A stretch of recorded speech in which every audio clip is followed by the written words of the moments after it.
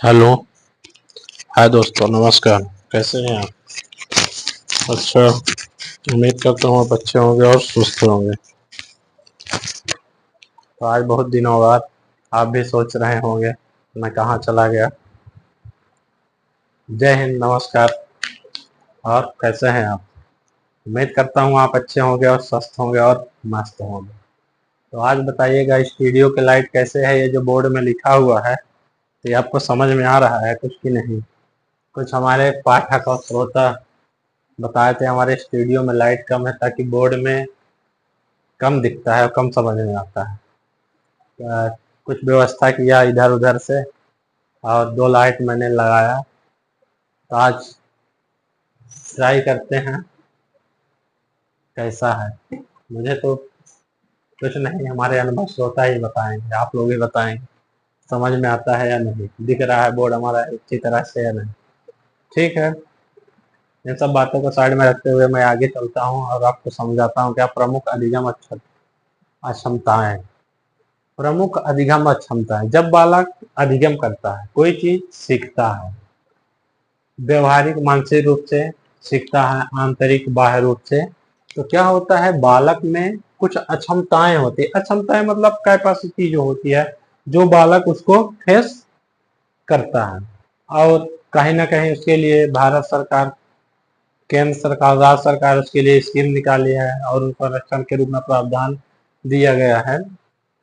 ऐसे कुल कितनी अक्षमताएं हैं, मतलब बीमारियां हैं, कुल 7 थी पहले, पर अब इस समय वर्तमान में ठंडी का 22 हो गई है टोटल, है ना साथियों? तो क्या जानते हैं अक्षमताएं?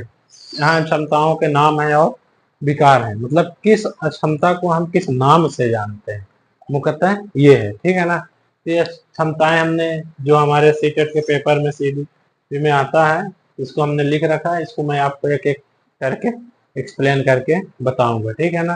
तो आप ध्यान दीजिएगा और समझने की कोशिश कीजिएगा, साथ में याद भी मैं आपको कराऊंगा। डिसलेक्सिया। डिसलेक्सिया क्या है दोस्तों?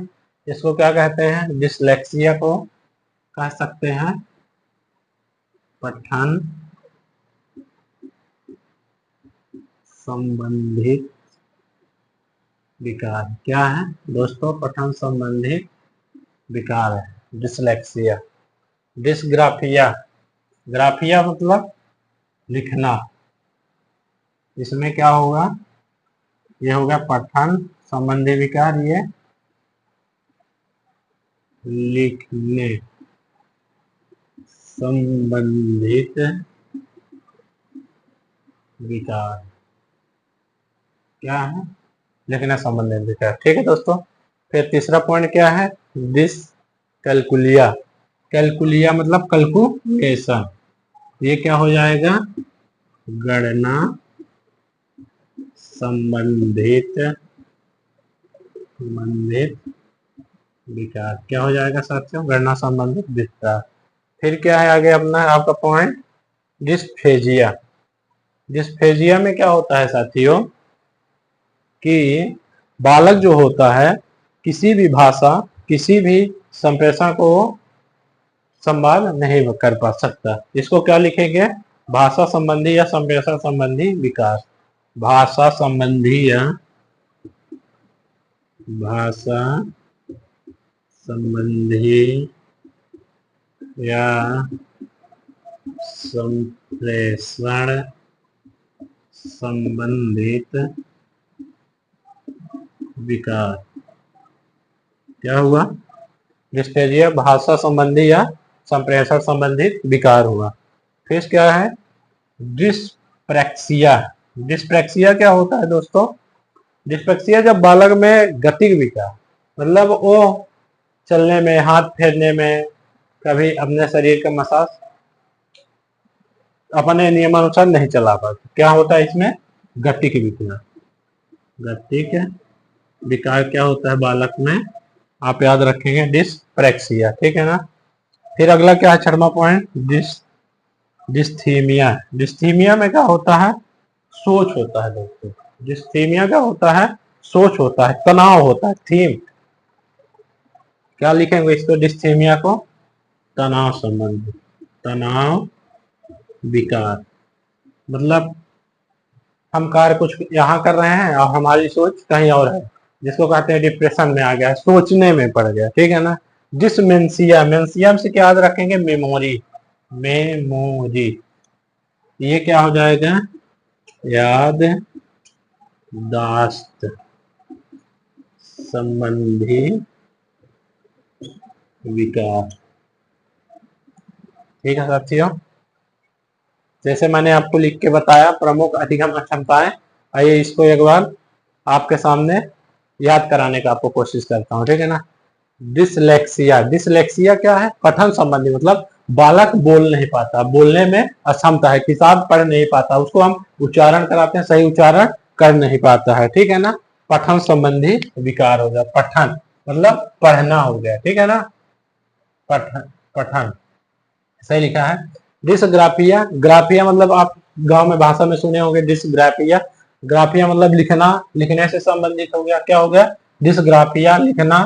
डिसकैलकुलिटी, कैलकुलिया, डिसकैलकुलिया मतलब कैलकुलेशन, कैलकुलेशन, कैलकुलेशन, सी हर कैलकुलेशन, ठीक है ना। कैलकुलिया कैलकुलेशन गणना संबंधी, ठीक है ना, ये याद रखेंगे। डिसफेजिया, डिसफेजिया, फेज क्या होता है, भाषा संबंधी या संप्रेषण, कोई ऐसे एक फेज आता है जो जानते हुए भी भाषा का संप्रेषण मतलब आदान प्रदान नहीं कर पाता, एक दूसरे से संवाद वाला नहीं कर पाता, वो क्या कहलाता है, डिसफेजिया, भाषा संबंधी विकार याद रखेंगे। डिसप्रैक्सिया, डिसप्रैक्सिया, प्रैक्सिया मतलब प्रैक्टिस होगा, प्रैक्टिस होगा। डिसप्रैक्सिया, प्रैक्सिया मतलब प्रैक्टिस हो गया दोस्तों। प्रैक्टिस क्या होगी, जब हमारे शरीर के मसल्स काम करेंगे, हमारा हाथ काम करेगा, हमारा कान काम करेगा और हमारा पैर काम करेगा।